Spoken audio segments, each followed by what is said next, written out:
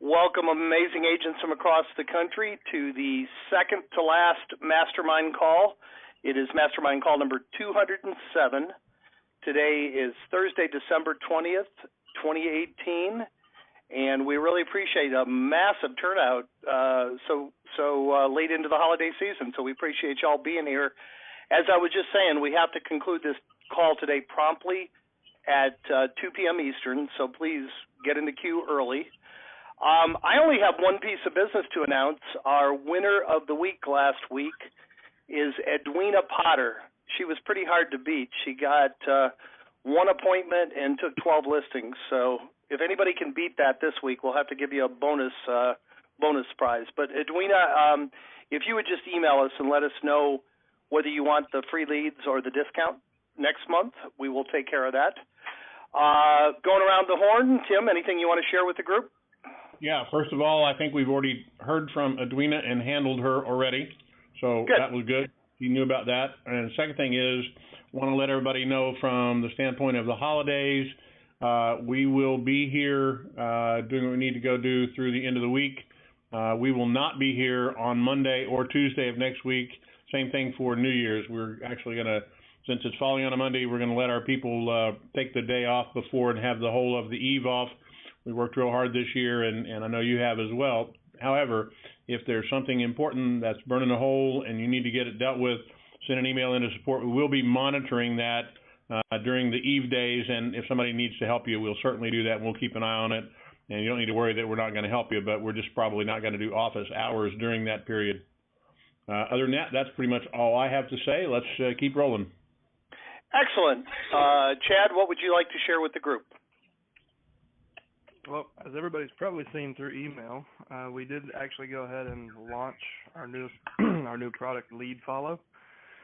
And if you're not familiar with that, what we started a test a couple of weeks ago, where we were placing Facebook ads. Chad, you're breaking up. Can you guys hear me okay? Now we can. You broke up for a minute there. Right, my headset beeped. I'm not sure what happened.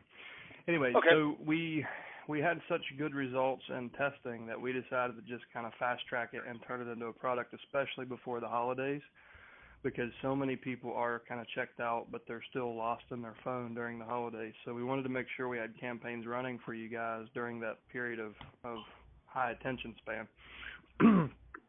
You can go to alltheleads.com/lead follow, so LEADFOLLOW. And all the information's on that page. I won't put you through all the details, but in a nutshell, you basically choose a budget. We found that a per lead cost wasn't the right way to approach this, because Facebook basically penalizes you if you have a small audience or a small budget. So the larger we can make the audience, the more cost efficient the campaign can be. But we're essentially, what we're doing, depending on your budget, we're placing different kinds of ads, ranging from photo ads to carousel ads to video ads to even more innovative things. We're running at least 15 different ad types and at least 15 variations of those. So more important is the result than what we're doing. We've been able to get really high conversion rates using conversational landing pages, so it happens a lot like, it almost seems like live chat. So we know kind of where these conversations go. So we're able to build landing pages that are more or less interactive and get much higher conversion rates. And rather than a per lead budget, we're saying, or per lead cost, you simply apply a budget that you're comfortable with. The options start at $150, because if we go below that, we start losing efficiency. So from $150 to $300 or $500 or $1,000.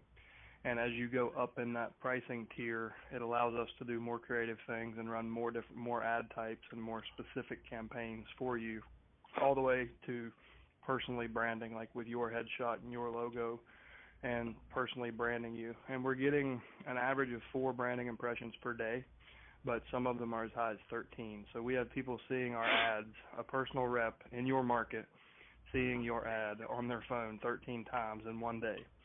So it's just a matter of time until they realize, they make the connection. That's the guy that's calling me. That's the letter I got in the mail.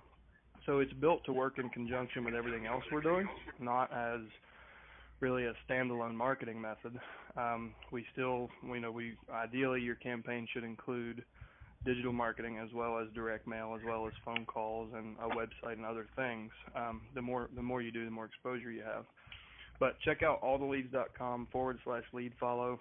I think we've done a pretty good job of explaining what it is and how it works, and you can even demo some of the conversational landing page and see for yourself how that works. Excellent.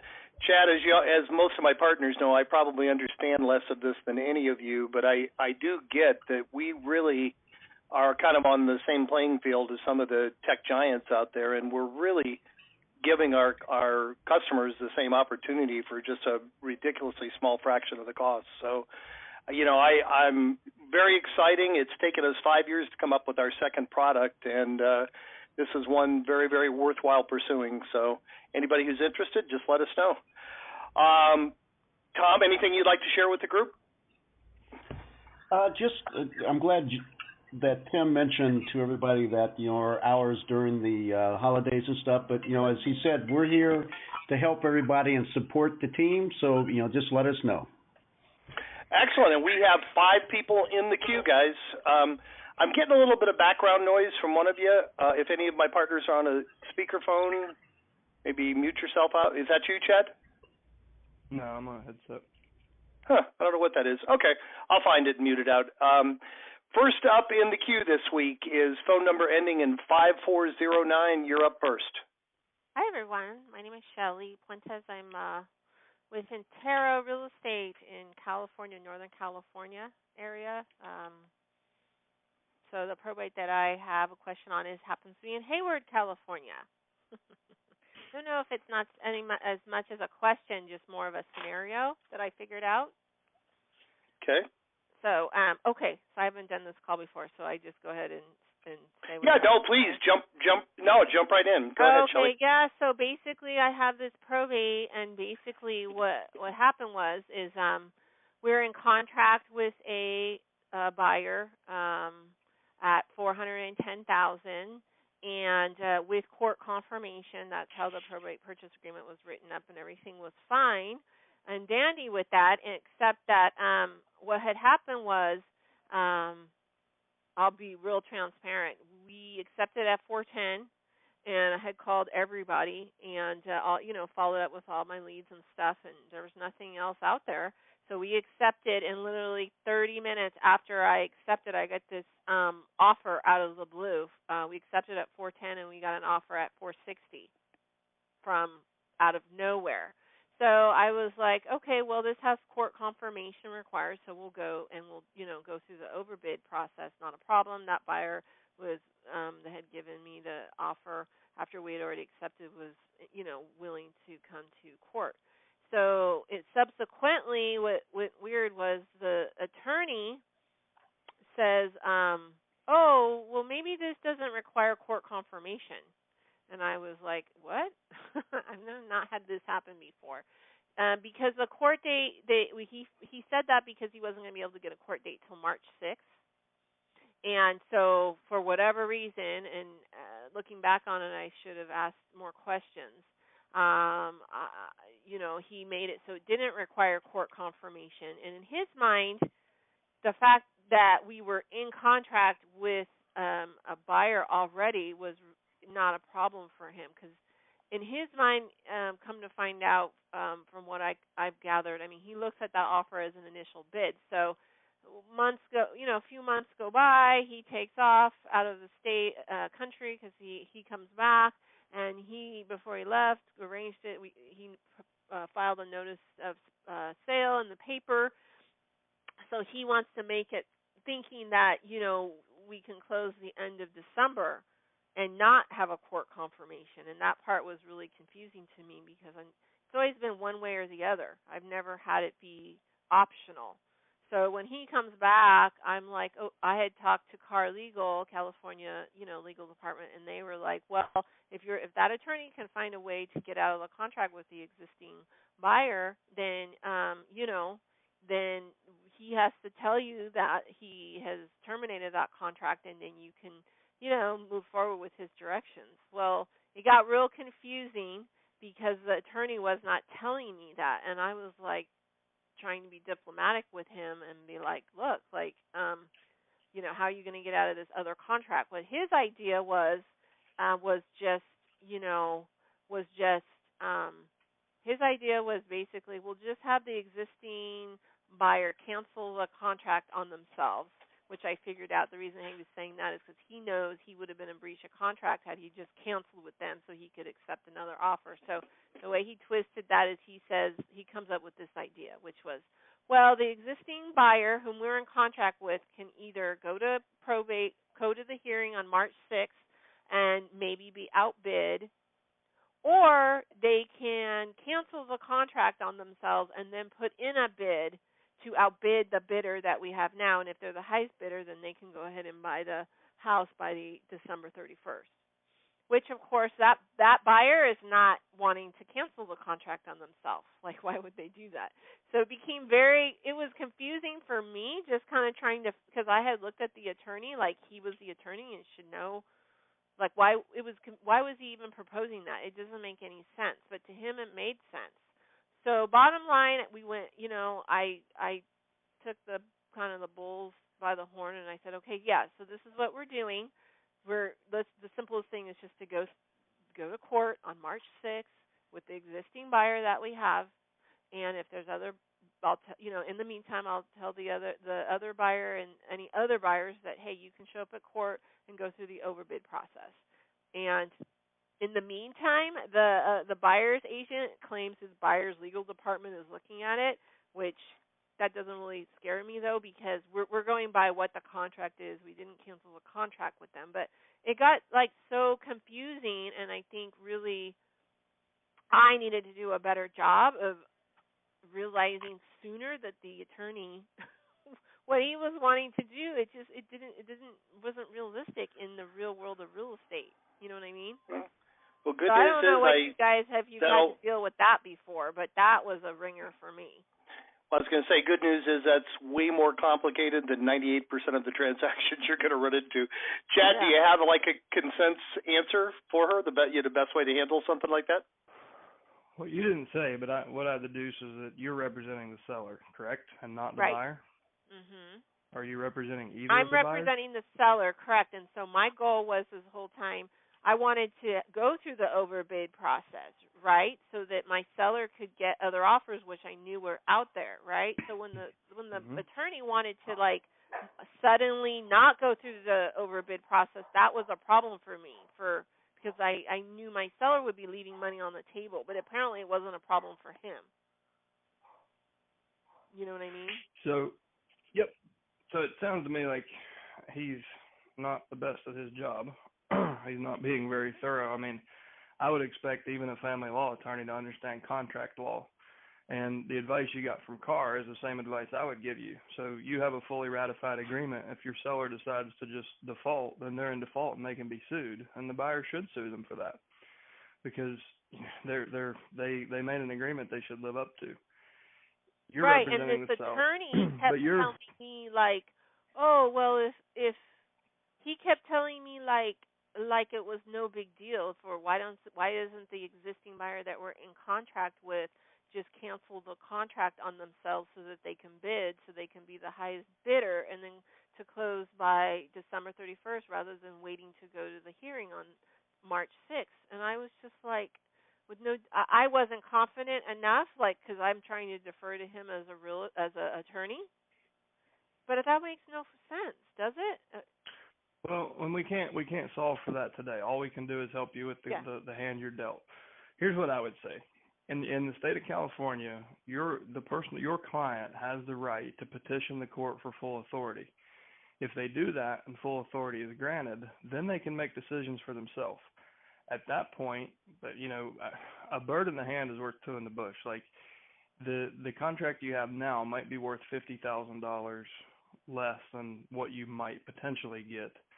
But also that house might be worth $100,000 less by March, right? Right. So what you could potentially do is is your seller absolutely they want out of that contract just to get the $50,000? Is that their position?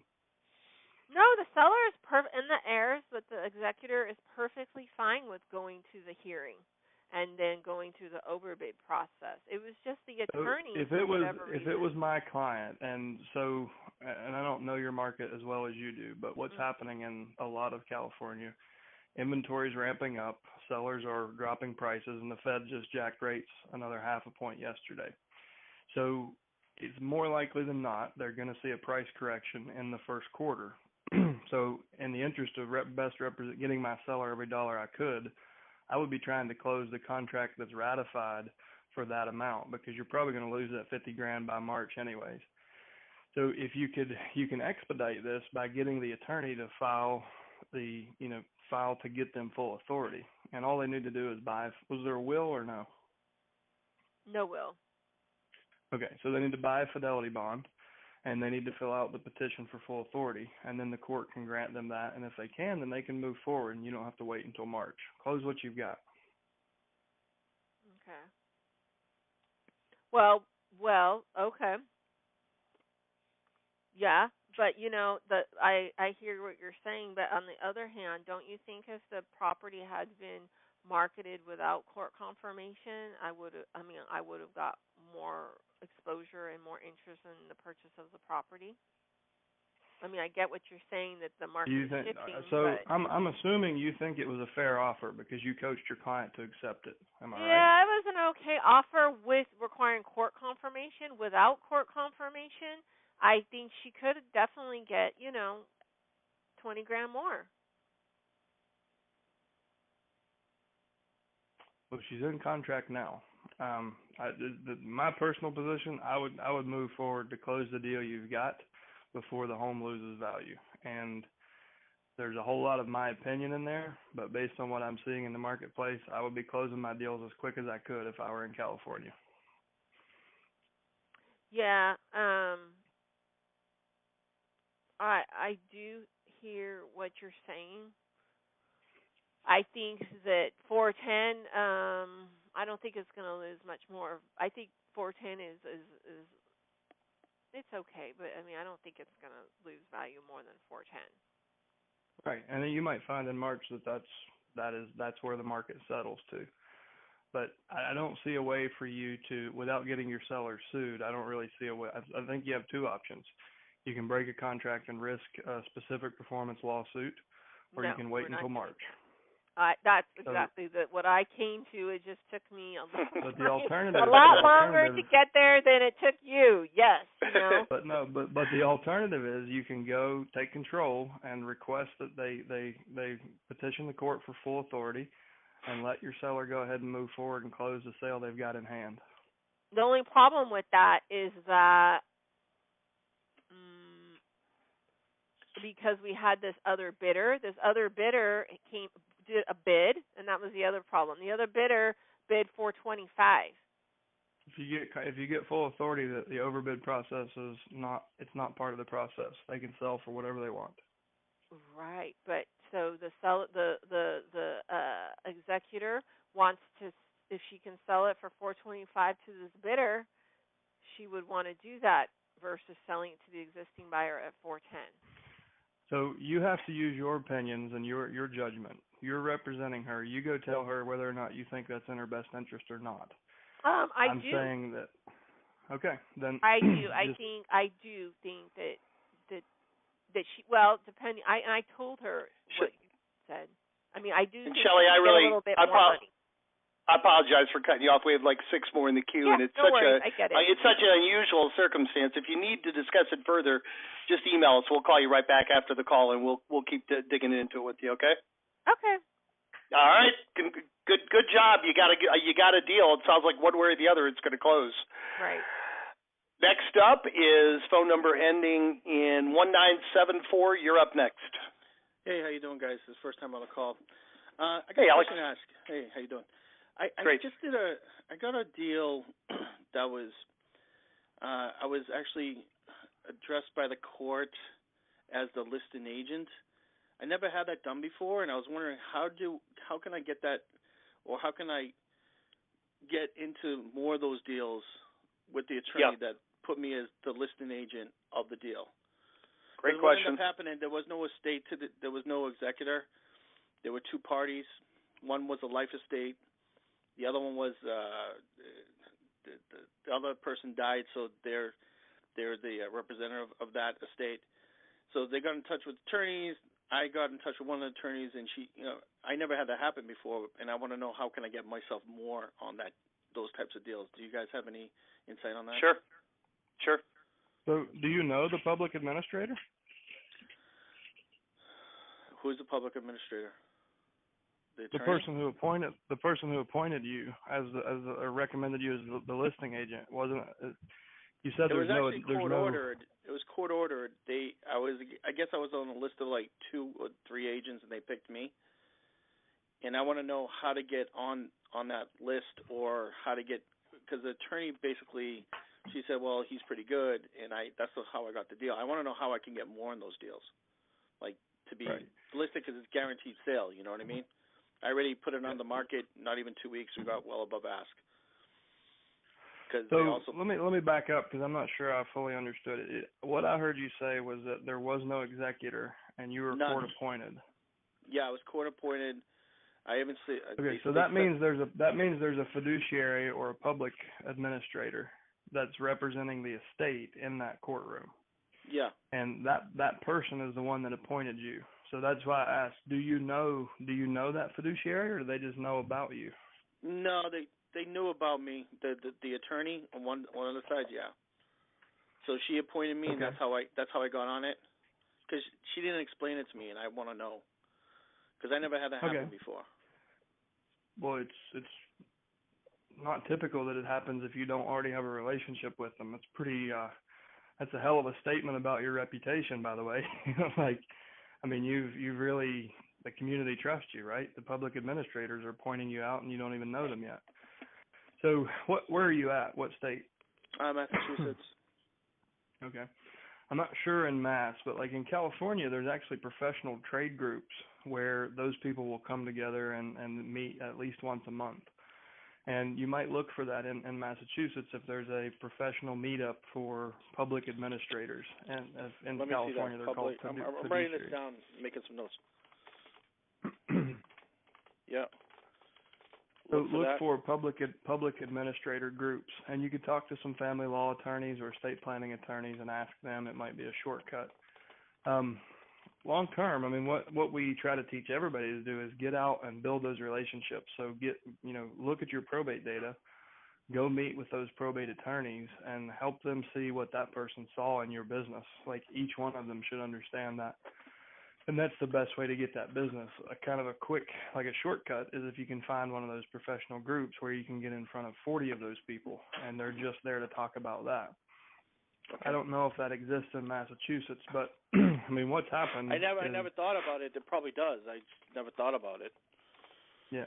All right. So that person's had some exposure to you, probably because some of their clients have brought your marketing materials in and said, "Who's this guy? Have you ever heard of this?" And he's checked you out, or she. That might be how they know about it. So I saw the property prior, and I talked to the guy. I didn't know the whole situation, and then they went into court, and they're like, "Well, we want to use him." And I'm sure I was like one of a couple, but the thing is, like, I just want to know how to get, because I think those deals are so quick, because you're gonna sell the property, And basically, hey, Chad, I think I've heard you mention before too. Correct me if I'm wrong. If you often, when you look in your data, if you see that the executor and the attorney are one and the same, a lot of times aren't those court-appointed attorneys or executors or fiduciaries? Is that true? Yeah, that was going to be my next suggestion. So, when you look through the attorney list on your probate leads, if you find that the personal representative, the name in that field is matching the attorney name, typically that's a public administrator. It's not always, but more often than not, it will be. So that's one way to find them in the data that you already have. Okay. Did that make you understand that? No, I get that. I get that totally. All right, cool. Yeah. Excellent. Congratulations. So far, you have the win of the week. You got a listing. Good job. Yeah, and it wasn't off your leads. just so you know, I just signed up with you guys. I'm really excited because I don't think a lot of people work in these leads where I'm at. So well, it's probably you put the energy out there. As soon as you signed up, you got a lead from another source. That's okay. Right, and it was a $2 million lead. It was a $2 million lead too, and I Nice. awesome at 2.2. So that is great. Congratulations. Thanks, man. Excellent. Next up is phone number ending in 6248. You're up next. Good morning. This is Joyce from Southern California. Hey, Joyce. I'm excited about the new digital market campaign, and I was in the beta test, although I didn't hear anything that I was supposed to do during that time. And I want to sign up. I want to make sure that I'm involved and know what to do.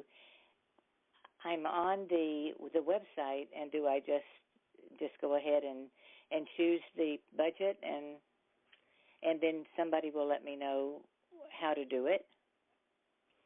Everything's there, so you don't have to know how to do anything really. After you submit your order, you'll have an opportunity to upload a logo, a headshot, your website, and that may be it. Oh, if you want to give us a different phone number to send your SMS notifications to, or a different email to send your leads to. But other than that, you don't have to worry about anything.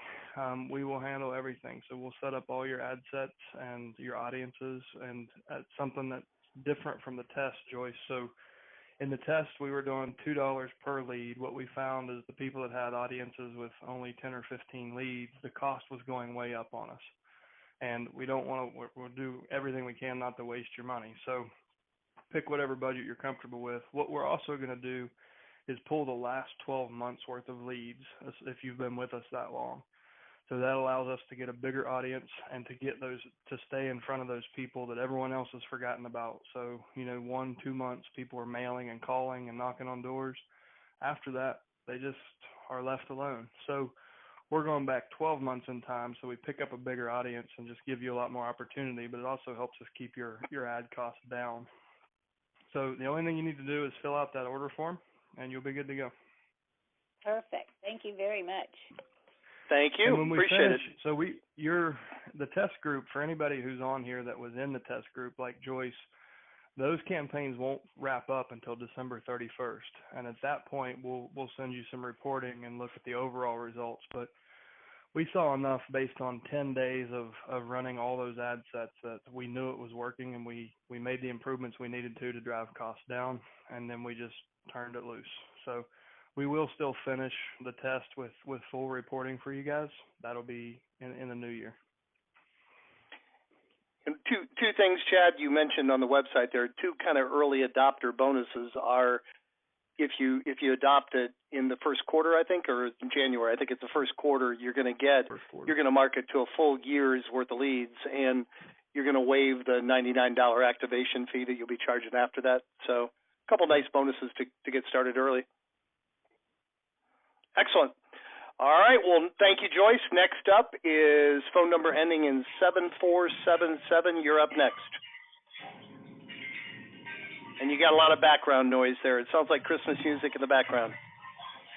Cliff, 7477. Can you hear us? Yeah, I hear you now. Thank you. Okay, sure.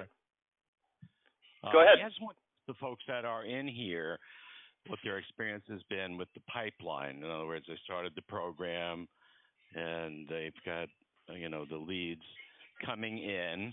Sorry, I'm going to turn it off. They get the leads coming in. How long is it taking to get to closing and, the first 3 to 6 months, let's say, of being with the program?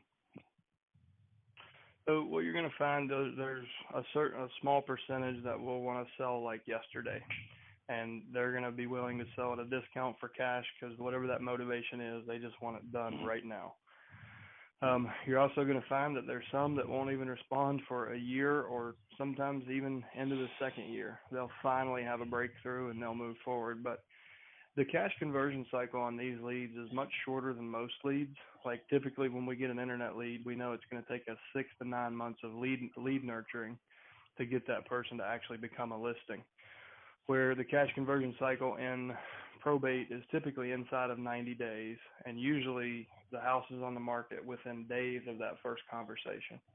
Like for me, I usually would, we tried to make calls on Tuesday, Wednesday, Thursday, listed houses on Friday and Monday, and we would usually, like if we met with someone on Thursday, their house would be on the market by the next Thursday in most cases, unless we had to do an estate sale. So it's a much shorter window, a smaller window for a cash conversion cycle than most lead types, but it does take time. So we're careful not to set the expectation like what we don't want is for you to be disappointed if you're not cashing checks in the first 30 days, because it is real estate, and every market's a little different, and culture and market conditions kind of affect how people respond to marketing. So, like for instance, during Christmas, we know that or at least last year, I didn't pull the data yet for this year, but in the month of December last year, probate filings dropped 18%, but in January they came rushing back. So people are less likely to respond in December. However, the ones that do are ready to go like now. Where in January you'll have higher response rates. So there's a lot of variables to look at, but it's certainly reasonable to think you should be cashing checks inside your first 90 days. Thank you. Another question I had is where the executor or the personal representative is out of the area or even out of state. Do you folks usually, it's hard to have a meeting, I assume, and do you send listing agreements, for signature digitally? How do you guys handle the out-of-state guys if it's hard to have a meeting?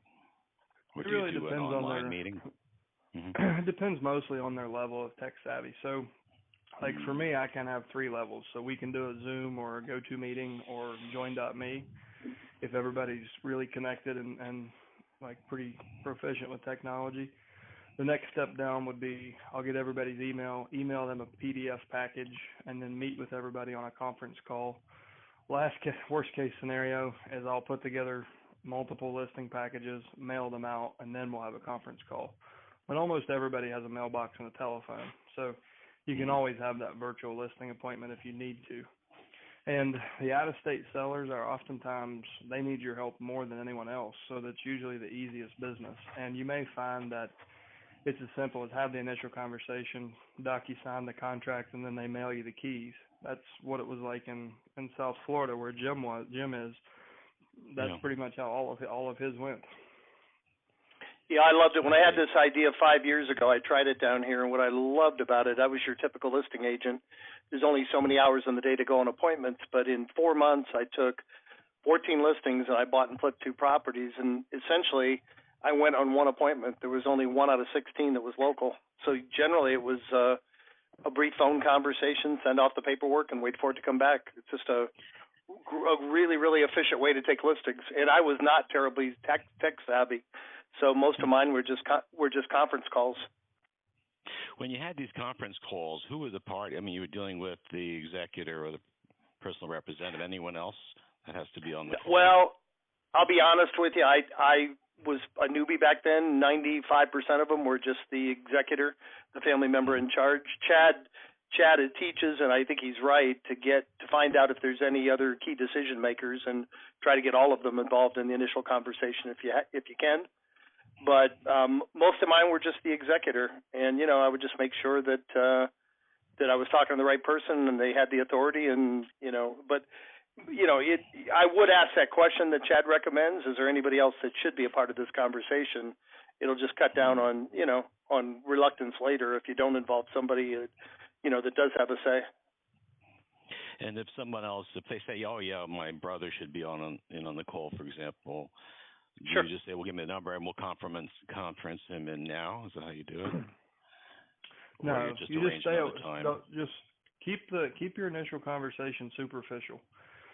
So the question is, who do you feel like should be part of these conversations? And that gives them permission to bring in anyone, whether it's a spouse that might not show up anywhere on paperwork or have a real claim to the estate, but they have social leverage over that person that is the decision maker. So just give them permission to bring whoever that is to the table. And once you find out who they are, then make sure you include them in any decisions that are made. So on the initial conversation, you're mainly focused on gathering information. So you need to know, because we teach you to provide multiple options ranging from like a quick cash sale all the way to completely rehabbing a house and JVing on it. Not knowing where that's going to go, you don't want to go down the rabbit hole of, okay, well, this is what it looks like if we partner with the estate. I bring in my contractors. I pay for the construction. We split the profit 50-50. If he goes back and tries to explain that to another decision maker, they're going to feel left out and bamboozled, and they're going to dig their heels in. Where if he tells you that's who it is, and you don't talk about it beyond just a mention, then when you're in your face-to-face or your listing or acquisition appointment, then you can bring it up when all parties are present. So it's usually just agreements. Do they all have to be court approved? All the listing agreements? No listing agreement has to be court approved. As long as the personal representative has the articles of testamentary, which is the document they get that makes them officially the administrator of the estate, as long as they have that, they can sign a listing agreement, sign a purchase contract, and until you have a ratified purchase agreement, the court doesn't really have any involvement. In some states, you have to get court approval to move that to closing.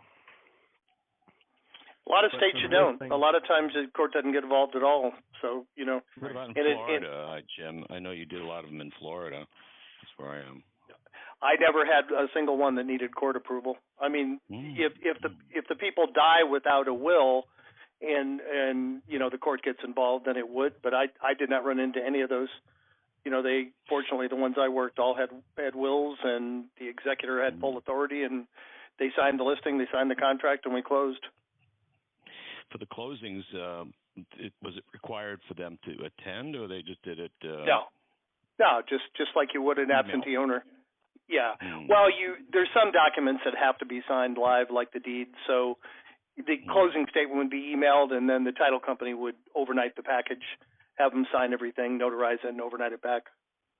I see. All right, great. Thank you, guys. All right, thank you. Next up is phone number ending in 2382. You're up next. Good morning, gentlemen, or good afternoon. We're all on the East Coast. This is Paula. This is Paula Taylor with Berkshire Hathaway, and I have a win.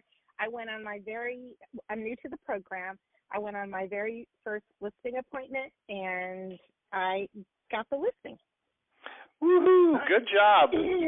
Yeah, and I have two more. This week, I've only been prospecting for a week. I have two more. One's for a $1.6 million home, and then the other one is for like a $200,000 home. So I'm really, really excited about this.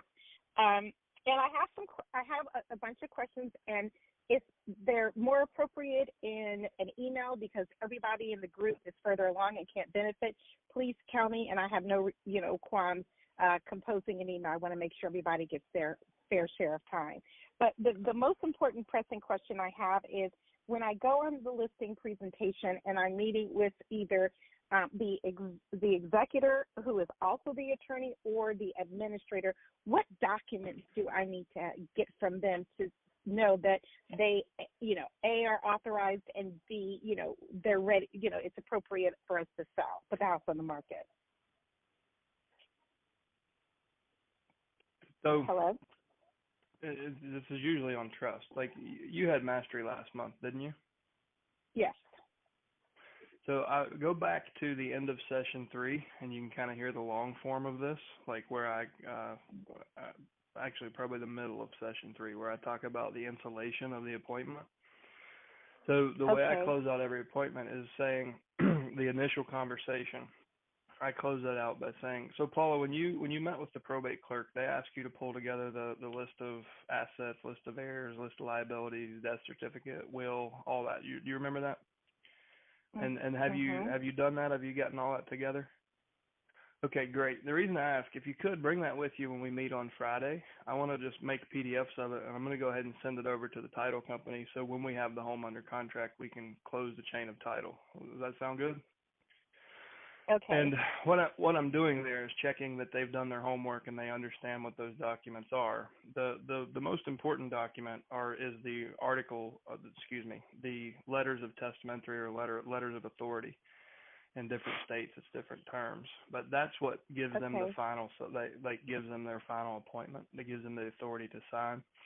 But I present it in that way because it lets me know if they've done their homework, if they're ready to sell the asset. But also it shows that I'm being very proactive. And if you caught it, there's an assumptive clause in there. I said, we're going to go ahead and send that over to the title company so when we get the house under contract. So that's the first yes. If they agree to do that, then that's my first yes on my way to the listing. And so far, everyone that's done that has always listed. Like, they start to look at you from that point as the only listing agent in the world, and they're doing things specifically for you, and it's because you're being proactive and providing value already, and you haven't even met them. So it's rare that I've never heard of a situation where like someone who was not the executor would show up or didn't have the authority. But what you like, if you really want to check it, it's what you need to see is the letters of testamentary or authority. Okay, and what I really want to do is I want to make sure that, because sometimes I talk to people, Chad, and they say, well, we're waiting for the attorney to get back with us, which makes me think that there's something that needs to be filed, or there's waiting on something from the court that gives them the green light that says, okay, you can go ahead and, sell the property now. I just don't want to get in a situation where I market the house, get the house under contract, and then I find out that we're premature. Sure. That's so my I can best help there with a role play response. So when someone says we're waiting for the attorney, just mirror what they say and say, waiting for the attorney, and then allow that silence to hang there. And then what you'll find 9 times out of 10 is they won't know what to say. They'll be like, well, because the attorney's just telling them that to keep them out of his office, and so he can get things done, and he'll get to it when he can get to it. That's not always in the best interest of the estate. If they have the articles and a house is sitting there vacant, losing money, why wouldn't we get it on the market, get it under contract, and force him to expedite the sale so they can take advantage of a higher market value and less expense over the time it takes him to do everything else? So if they don't have specific reasons they're waiting on the attorney, they'll have trouble answering that question, and then you just need to be prepared to take control of the conversation. So just simply say, waiting on the attorney, and then wait and let them unload whatever they have. If they have legitimate reasons, like, well, he said the court's backed up and we haven't actually gotten our authority, then you have a legitimate objection. If they can't come up with anything specific, then take control of the conversation and say, listen, I understand what's going on here. A lot of our clients say the same thing, and what they find is the attorney is just trying to keep the real estate agent from being a thorn in their side, but we actually have a relationship with the attorney, and we consider them part of our team. So if it's okay with you, I'll go ahead and give him a call right now, and then I'll call you back. Does that sound good? Okay, perfect.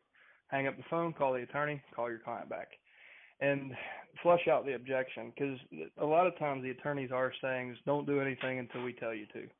But a lot of times you have houses that are sitting empty, where very high property taxes, vacant insurance costs, lawn maintenance, all the things it takes to keep a house, up to value. And to sit around and wait for 6 months doesn't make sense most of the time. Okay. And then my other question that I had for you is, when I'm looking at my leads and there is no attorney listed, does that mean that they're in proper filing? I don't understand. Probably. When I don't see an attorney. It means they started that way. So what we find is about 20% of the deals are pro se, so they don't have an attorney in the beginning. I think, and it's hard to track because there's no secondary filing, but I would say that 80% of those have an attorney by the end of it, because they realize they've got, if it's in a market where people use attorneys, like in my part of Virginia, I've never closed one with an attorney ever. I've never even seen a probate that had an attorney in Southwest Virginia.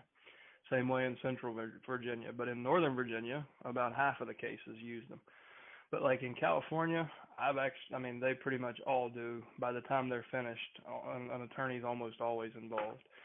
So if it's an area where it's really common to use attorneys, then the probate clerks probably aren't going to be as helpful as they would be in Southwest Virginia, where they kind of take on more of that role. So chances are, and especially like in states like Hawaii and California, it's really complicated and hard to understand on your own. So most people end up, like, if they do start out without an attorney, they end up retreating and hiring an attorney before it's over with. The other thing, those leads can actually be valuable in a unique way. If you're finding that there's a bunch in your market, as you build relationships with the probate attorneys, turn those into referrals and say, hey, you know what? We actually go to the court. We got a team of people built specifically to help families in probate, and because we go to the courthouse every 30 days, I've got at least 10 of these that don't have an attorney. Would you like to do a co-marketing campaign with me?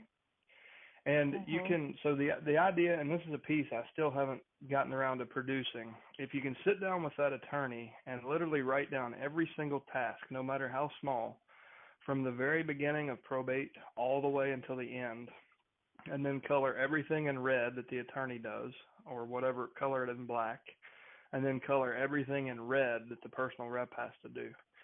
And then send that as a second page of a letter saying, hey, here's everything that has to happen in a probate in our state, and this is all your responsibility.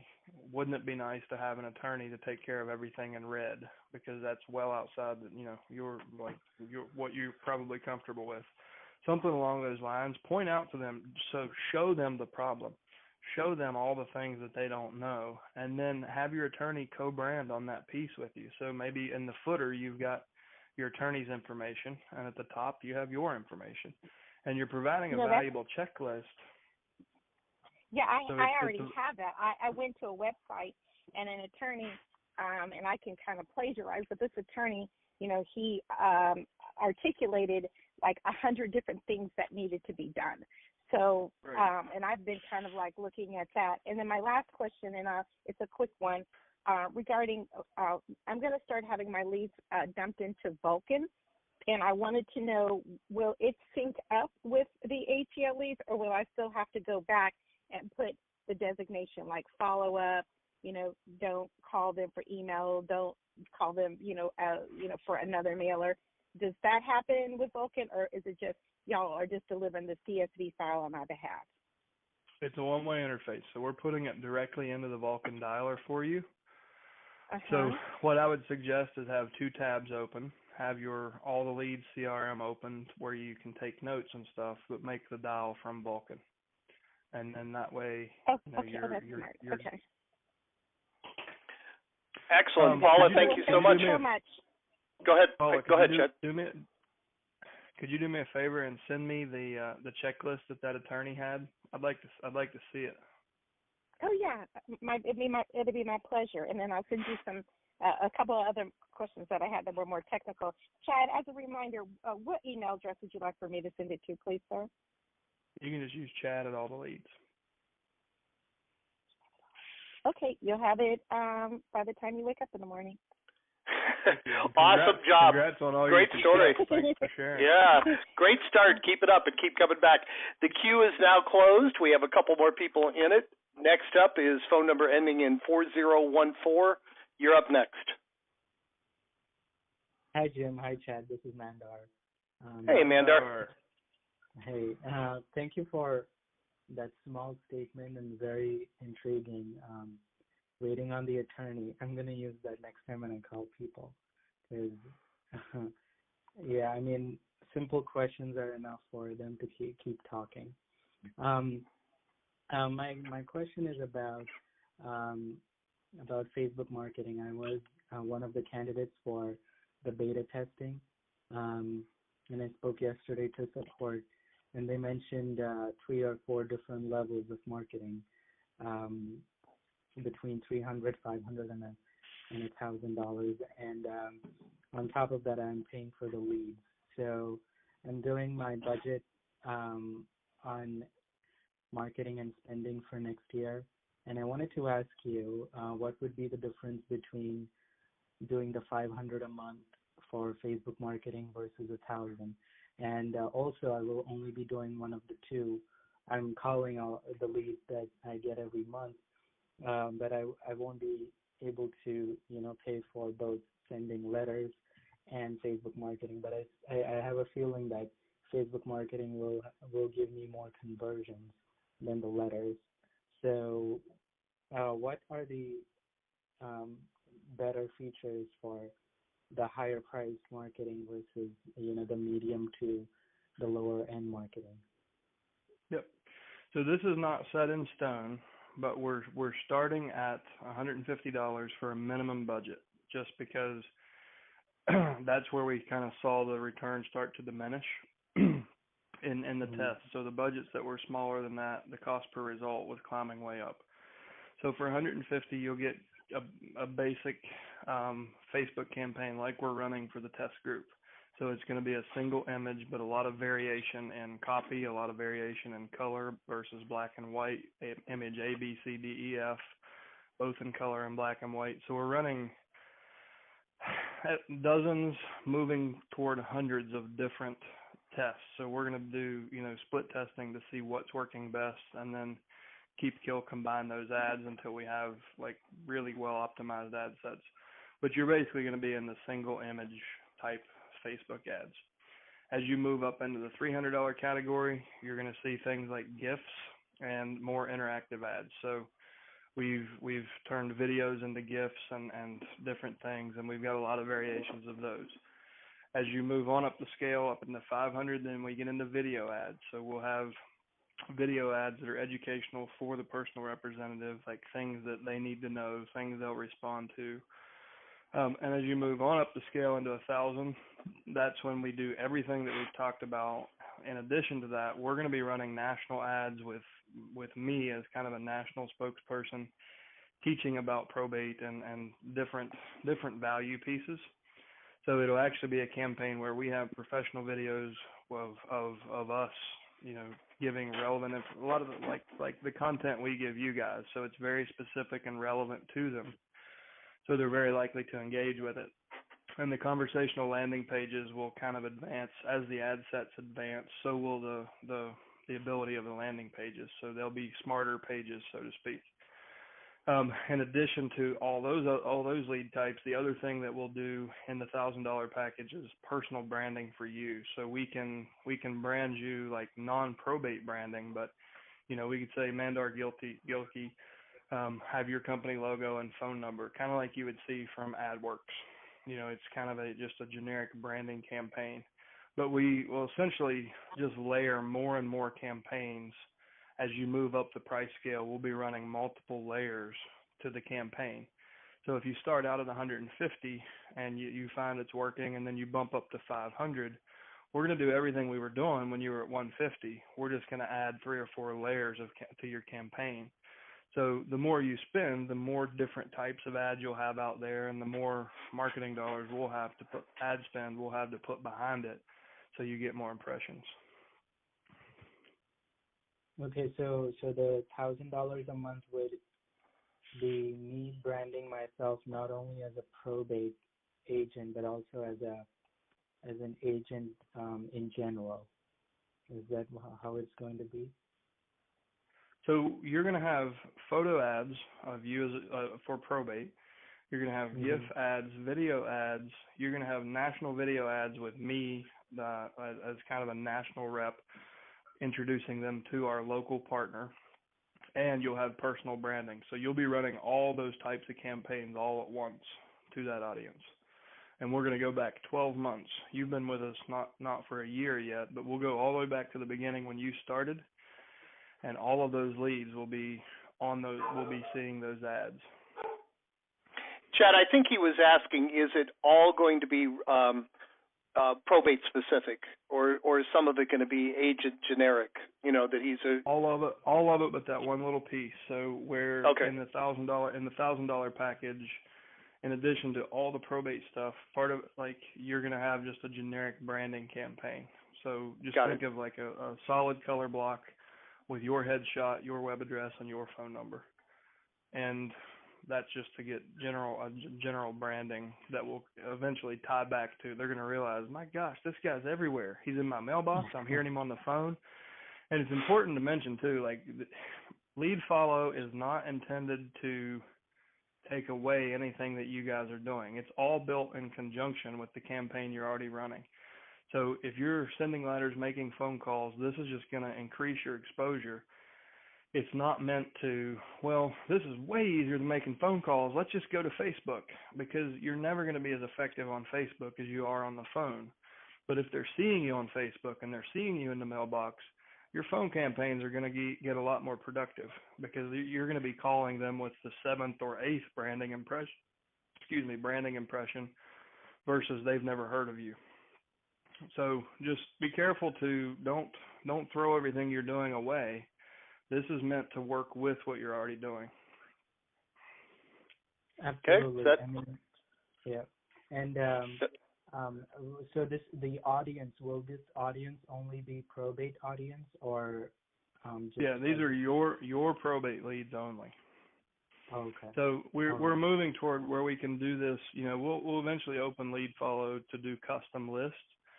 So if you're a subscriber and you're in our system and you say, hey, I'm running probate, but I also would love to do this for my FSBO list, we should get to a point where we can do that. So you can upload your FSBOs, and it would be a separate campaign and a separate audience. They wouldn't see the same ads as your probate ads. Okay. Thank you. All right, excellent. Next up, we're almost out of time. Next up is phone number ending in 3110. You're up next. Yeah, so good afternoon, everybody. My question is, how different should someone approach probate leads versus approaching just something like just an inheritance lead? They're very similar. Like probate and inheritance are pretty similar. The probate is just way closer to the situation. Inheritance means they've already cleared probate, the title has transferred, and now they want to sell the house. But all the same problems are there. Houses that are sitting empty, full of stuff, they're vacant, someone's paying to take care of it. Like, all those motivations are the same. They're just closer to the actual death when you're dealing with a probate versus an inheritance. Okay. And I don't know if you've been to these calls before. Or are you just kind of getting introduced to us? This is my second one. Okay, so the common thread in what we teach is differentiate yourself by offering a wide scope of service. So don't just call and say, I'm an investor or I'm a realtor.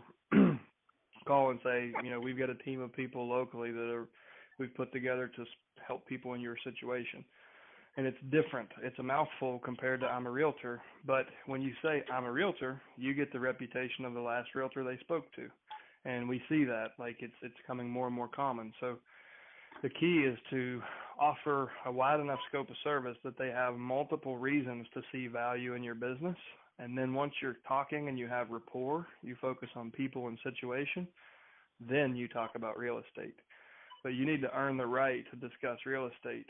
And with these people, it's different than their lead types, where you can just cut to the chase and be like, hey, 123 Walnut Street still for sale? Great, can I come see it? Then it's really easy, right? But here, we don't know if there's real estate for sure. We don't know if they're keeping it, renting it, if they want to sell it. And if they want to sell it, we don't know if they're trying to dump it in a day or if they're going to hold on to it for 10 years and then dump it. So it's just that it requires a little more a tactful, empathetic approach, and that's what will really set you apart. It's what sets it apart from other lead types. But if you can do that, it's the easiest business you'll ever have. Okay. All right, does that help? Yeah, that helps. And then my next question is your program tailored more towards agents? Because I keep hearing listings and getting a listing, house being on the market. We cross-train everybody. Our training isn't different for an agent or an investor or an estate sale company. And we have people on this call, I'm sure right now, in Mastery this week, we had an agent, investor, estate sale company owner, all rolled into one. And those people are, just give you more ways to monetize the opportunities. But we teach every investor to add a realtor to their team. We teach every realtor to add an investor to their team, among a lot of other vendors and professionals. So the approach is the same regardless of, how you're going to monetize it. You lead with value, focus on people and situation, then talk about real estate, then decide how you're going to monetize it. And it might sound like a lot of extra steps, but you can do all that in 5 minutes. Okay. And right. so is the mastery something that would be like one of the first things that we do upon enrolling or purchasing the So some people start with mastery. Like this month, I think we had 3 people that were not subscribers, but they are now. Like, so they start with mastery to kind of get the full-blown education before they start. Most people will be with us for a couple of months and then take mastery. And the same thing with it, like mastery is, we talk more about investing in mastery than we do on this call, because most of the people on this call are in brokerage. We do have a lot of investors, but most of the content ends up being about brokerage. Where in mastery, it's kind of 50-50. So I've done as much of this as an investor as I have as in brokerage. And we talk about things like, we go as far into, creative financing options and how you can put together a lease with option to purchase or a joint venture to flip the estate's home and profit share. Like, we get into more advanced things that we don't normally talk about on this call. So there's a lot of value in that from the investor standpoint, because if you can think creatively, there's a lot of opportunity as an investor to create transactions. Like with a lease with option to purchase, you can take a home with marginal equity and a buyer that can't qualify, create a transaction out of thin air when everyone else is saying, sorry, can't help you. And as investors, we have a lot more opportunity if we know how to spot it. So we do cover a lot of stuff like that in mastery that normally doesn't get talked about on these calls. And Chad, I apologize. We gotta get going to the other call. If hopefully we answered all your questions. If you have any follow up, just send us an email, support at all the leads, and we'll call you right back after our next call. All right. Thank you. Okay. Is that good? All right. Thank you so much. Hey guys, great timing, great call. I got a lot of interference here. Let me mute that out. I always like to end these calls the same way. I appreciate y'all taking an hour out of your time to be here today. We had a great turnout, some great stories. Take one idea, one thought, one thing that inspired you on this call. Go out and put it into action and come back and share the results with the group next Thursday. Have a great Christmas if you celebrated. Have a great holiday season, guys, and we will talk to you same time next Thursday. Talk to you soon. Take care.